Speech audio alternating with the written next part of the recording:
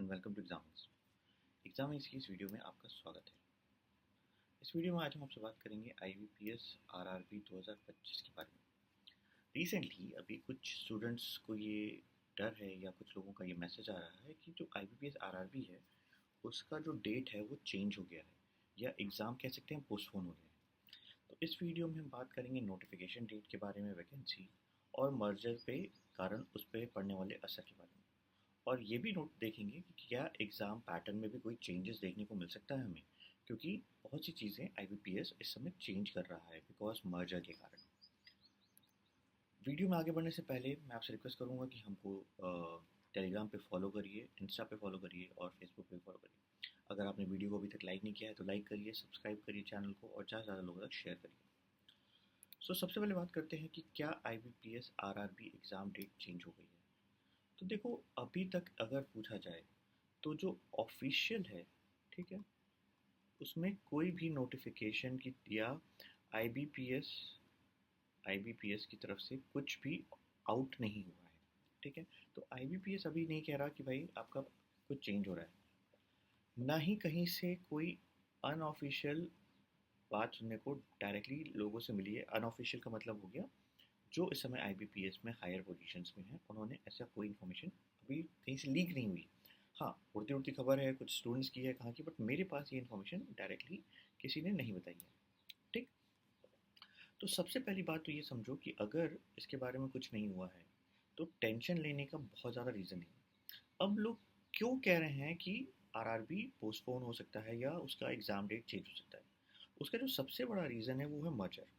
आपको भी पता है कि आरआरबी का अभी रिसेंटली मर्जर का सारा काम चल रहा है, विच मीन्स कि जो भी ब्रांचेस या बैंक्स थे वो वन स्टेट वन बैंक होने वाला है। ठीक है, एक स्टेट में एक बैंक होगा।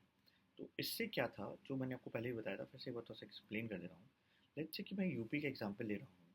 एक तरफ आर्यावर्त बैंक चल रहा था, एक पर काशी गोमती ग्रामीण बैंक चल रहा था, ठीक है, बड़ौदा ग्रामीण बैंक अब चल रहा था। तो ऐसे करके अलग अलग पूरे यूपी में अलग अलग एरिया में अलग अलग बैंक्स चल रहे थे। ऐसा नहीं है कि सारे बैंक ओवरलैप नहीं कर रहे थे, कुछ जगहों पे ओवरलैप भी था, बट ऐसा भी नहीं था कि आर्यावर्त का पूरा ब्रांच इधर भी है। ठीक है, तो ओवरलैपिंग कुछ जगहों पे थी, बट ओवरऑल सारे ब्रांचेस नहीं थे।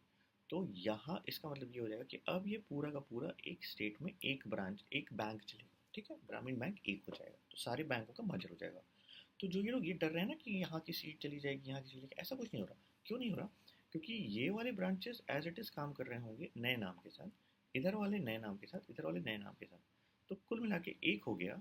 तो नंबर ऑफ सीट्स की अगर मैं बात करूँ तो उस पर भी बहुत ज़्यादा फ़र्क नहीं पड़ेगा। कुछ लोग कह रहे हैं कि लेस बैंक हो जाएंगे तो लेस वैकेंसी हो जाएगी, ऐसा ज़्यादा फ़र्क नहीं पड़ेगा। हाँ, इनिशियल में मैं मान सकता हूँ कि थोड़ी सी वैकेंसीज अप एंड डाउन देखने को मिल सकती है, क्योंकि मर्जर की बात चल रही है तो बैंक्स को अपनी सारी सीट्स आउट करने में टाइम लग सकता है, जो कि मुझे उम्मीद कम है, क्योंकि नॉर्मल अपने पोजीशन के हिसाब से तो वो करेंगे। एज अ न्यू बैंक मेरे ख्याल से इस साल कुछ चेंज देखने को नहीं मिलेगा। तो उस चीज़ के लिए टेंशन बंद कर दो कि आरआरबी का मर्जर की वजह से सीट कम हो जाएगी या आरआरबी की वजह से एग्जाम डेट चेंज हो जाएगी। हाँ, देयर इज़ अ पॉसिबिलिटी। ठीक है, मैं कहता हूँ कि there is some 15 to 25% possibility कि हाँ, एग्ज़ाम डेट कैंसिल हो सकता है। बट उस केस में एक चीज़ देखो, अगर ऐसा भी होता है, in case if that happens, मैं ये कहता हूँ कि ठीक है, मर्जर की वजह से बैंक का एग्ज़ाम पोस्टपोन हो गया। अब मुझे ये बताओ, एकदम सीरियसली बताना, क्या एग्ज़ाम जो होगा, एक सेकेंड, जो एग्ज़ाम होगा वो 2025 में नहीं होगा? ऐसा तो होने वाला नहीं है। एग्ज़ाम होगा 2025 में, 100% होगा।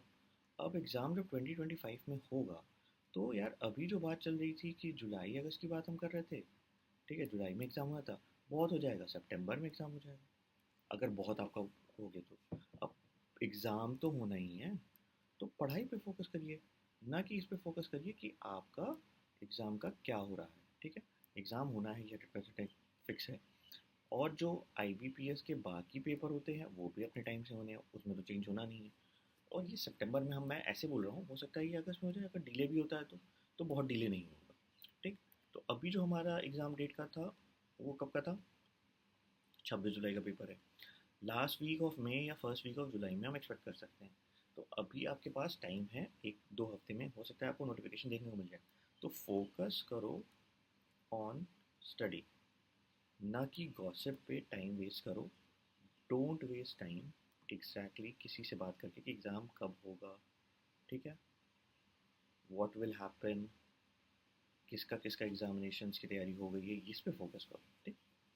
एक शॉर्ट ओवरव्यू ले लेते हैं कि आपकी एलिजिबिलिटीज़ क्या होंगी। जो नॉर्मल एलिजिबिलिटी थी हम वही उम्मीद कर रहे हैं, कोई चेंज की उम्मीद नहीं कर रहे। जैसे मैंने कहा पैटर्न की चेंजेस की उम्मीद नहीं। तो we are not expecting any change in the eligibility. Age आपकी लिमिट वही रहेगी, 18 years for DS for clerk and PO के लिए 18 to 30 ईयर्स। एजुकेशन क्वालिफिकेशन आपकी ग्रेजुएट ही रहने वाली है। परसेंटेज का कोई क्राइटेरिया नहीं देखने को मिलेगा। ठीक। एग्ज़ाम पैटर्न आपका जो होगा वो क्लर्क में प्री और मेंस का होगा। प्री पैटर्न आपका जो था पहले इंग्लिश हिंदी 2 पेपर होंगे, अब सॉरी रीजनिंग और न्यूमेरिकल्स के आपके 2 पेपर होंगे, इंग्लिश और हिंदी मीडियम होगा। क्वेश्चंस 40-40 देखेंगे, मार्क्स 40-40 देखेंगे। टाइम आपका वैसे ही बाउंड होगा 25 मिनट्स और 20 मिनट्स का। तो उसमें भी हमको कोई चेंज देखने की उम्मीद नहीं है। अगर हम बात करें पैटर्न मेंस की, तो मेंस में भी कोई पैटर्न चेंज नहीं है, हमारा वही सारी चीज़ें रहनी है, उसी टाइमलाइन के हिसाब से रहनी है और उसी के हिसाब से क्वेश्चंस होंगे। अगर मैं बात करूँ मोड ऑफ एग्जामिनेशन, वो भी सारी चीज़ें प्री और मेंस के सेम ही होने वाले हैं। इंग्लिश और हिंदी में आपको देखने को पेपर मिलेगा सिवाय इंग्लिश के पेपर के। ठीक है। PO में भी प्री मेंस और इंटरव्यू आपको देखने को मिल सकता है। रॉन्ग मार्क्स से भी वही क्वेश्चंस कटेंगे, कोई चेंजेस नहीं है PO के प्री में एज ऑफ नाउ। पैटर्न आपका जो मेंस का होगा वो भी सेम ही रहने वाला है, वो भी चेंज नहीं होने वाला है।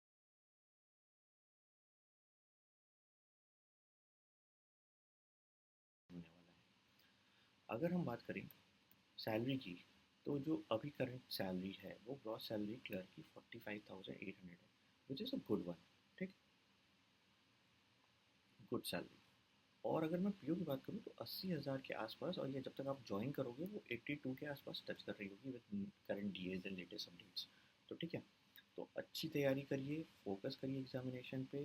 कब होगा इसके बारे में सोचना आप छोड़ दीजिए और प्रिपेयर करिए। ठीक है। All the best.